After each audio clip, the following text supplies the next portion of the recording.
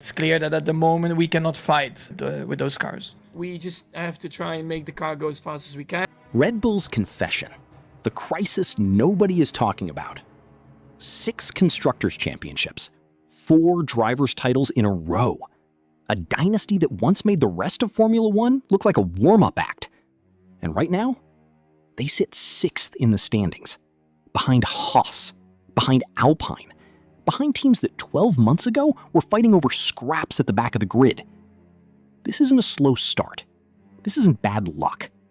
This is a confession.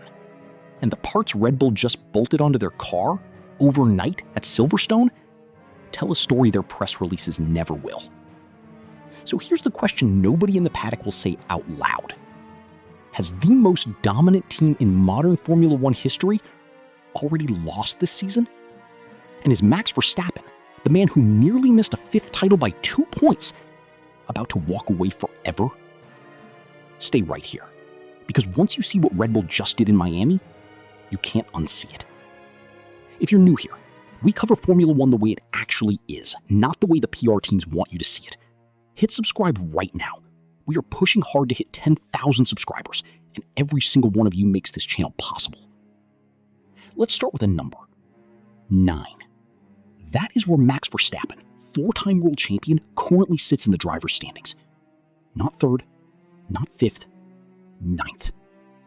Pierre Gasly in an Alpine has more points. Red Bull's own team principal, Laurent Mekies, described them publicly as, quote, a distant 4th behind Mercedes, Ferrari, and McLaren. And he was being optimistic. The RB22, Red Bull's 2026 machine, is carrying a problem that has existed since pre-season testing in Bahrain. The car is 9 to 10 kilograms over the minimum weight limit. In Formula One, every kilogram costs roughly 0.03 of a second per lap. Do the maths. Before Verstappen even touches the throttle, the RB22 is starting 0.3 of a second slower than it should be. But that was just the start. In Japan, Verstappen called the car undrivable. He said, and this is a direct quote, "We turned it upside down and it was exactly the same. No matter what setup Red Bull tried, nothing worked." His own teammate, Isaac Hadjar, confirmed it plainly. "The engine is good," Hadjar said. "The chassis is just terrible." And this is where the story gets dark. Because it's not just the weight. Spanish outlet Marca reported, through paddock sources, that the RB22's chassis itself is bleeding approximately 0.8 of a second per lap.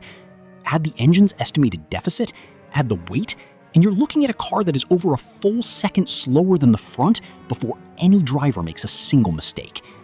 That is not a performance gap. That is a canyon. We are 500,000 strong on this channel, and every video we make exists because you are here. If you haven't subscribed yet, do it now. Tap the bell. We post breakdowns like this every single week, and you do not want to miss what's coming next in this story. So Red Bull's answer to all of this? A 5-week sprint. With races in Bahrain and Saudi Arabia canceled due to the Middle East conflict, Red Bull used every day of April's unexpected break to rebuild their car.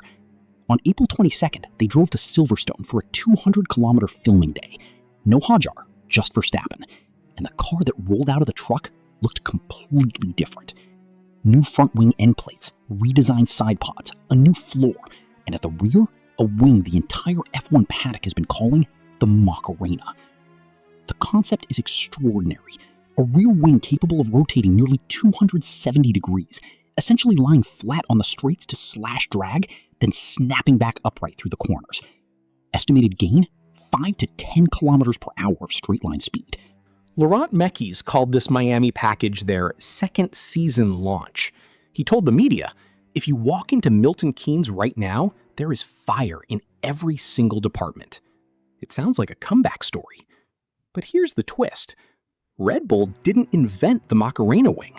Ferrari did. They debuted it at the Chinese Grand Prix in March, and then they abandoned it after Shanghai. Lewis Hamilton himself admitted the team had rushed to get it ready. Reliability concerns killed it. Ferrari walked away from their own breakthrough, and Red Bull just picked it up. The team that ruled this sport for years, built on Adrian Newey's blank sheet of paper, is now copying and modifying a concept that the team who invented it didn't even trust. That is not the behavior of a confident team. That is the behavior of a team running out of ideas. And here is the line that should stop you cold. Mekki stood in front of the cameras before Miami and said this: "Does it mean you come to Miami and you have solved everything as a miracle? No. What we would like to see is to have a car where our drivers can push again."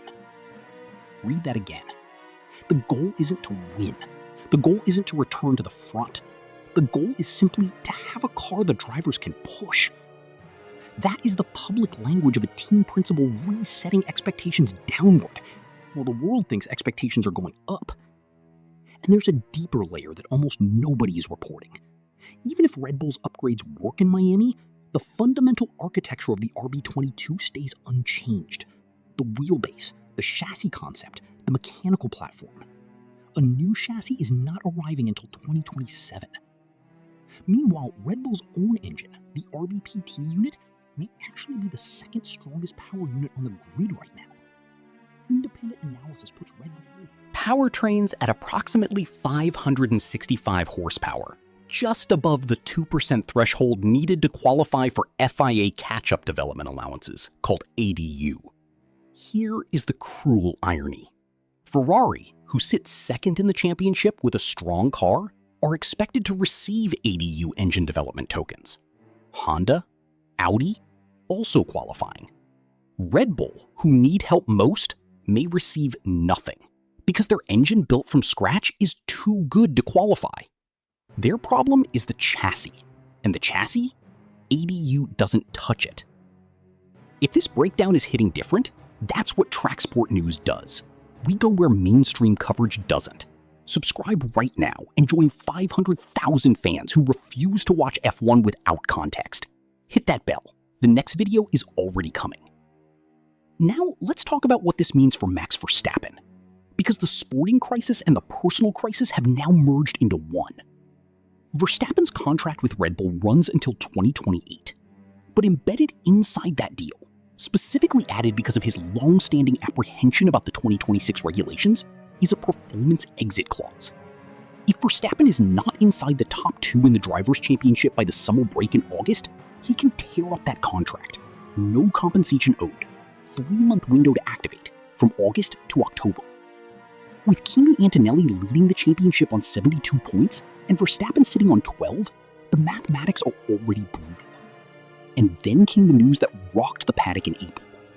Gianpiero Lambiase, Verstappen's race engineer since 2016, the man who guided him to 4 consecutive world championships, is leaving Red Bull for McLaren when his contract expires in 2027. Verstappen once said publicly that he would stop racing in Formula 1 when Lambiase leaves.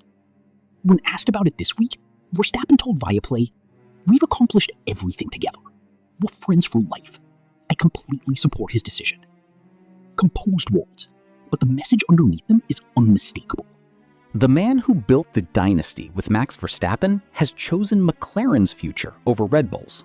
He is the 3rd senior figure to make that move, following Rob Marshall and Will Courtney. And then there's the FIA's rule changes landing in Miami. Superclipping raised from 250 to 350 kilowatts, boost capped in races, qualifying energy limits reduced, all designed to reward flat-out driving.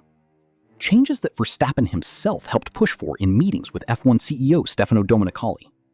But here's the thing. Those changes help everyone. Mercedes gets faster too. The treadmill just sped up. So where does this end? Scenario 1. The Macarena wing works. The weight reduction lands. The FIA rule changes suit Verstappen's aggressive style. He makes Q3 in Miami. He scores points. The paddock calls it a comeback. But the gap to Mercedes is still 40 points. And the clock on his exit clause is still ticking. Scenario 2. The upgrade fails. The wing that Ferrari abandoned proves why it was abandoned. Verstappen doesn't make Q3. The questions about his contract, about retirement, about a sabbatical get twice as loud by Monday morning. And Red Bull's summer becomes the longest in the team's history. Scenario 3. Verstappen is competitive in Miami, but only because the FIA rewrote the rules until his car fit them. And somewhere in Woking, McLaren, with their brand new car, with Rob Marshall, with Will Courtney, and soon with Giampiero Lambiase, watch quietly. Because dynasties don't fall in one dramatic moment. They fall slowly, through the parts they borrow, through the engineers they can't keep, through the regulations they need to survive. We are building something real here at Track Sport News, and it starts with you. If you watch this far, you are exactly the kind of fan this channel was made for. Subscribe, share this video. Let's get to 10,000 together. Every subscriber tells YouTube this story matters. So here's what Miami won't answer, no matter what happens on Sunday. Is Red Bull's 2026 season a crisis they can fix? Or is it the first chapter of something much longer? A slow collapse that Newey, Marco, Horner, and Lambiase saw coming before anyone else did. And Max Verstappen, the greatest driver of his generation, is he being saved by his team in Miami? By a rulebook that bent in his favor? Or by neither? One thing is certain. The lights go out in Florida this Sunday. And when they do, you won't just be watching a race. You'll be watching the first weekend of the rest of Max Verstappen's career, whatever that career turns out to be. If you made it this far, you already know. This season isn't about who's fastest, it's about who survives. So tell me in the comments, does the Macarena wing work in Miami, or is it Red Bull's next expensive dead end? I'll see you in the next one.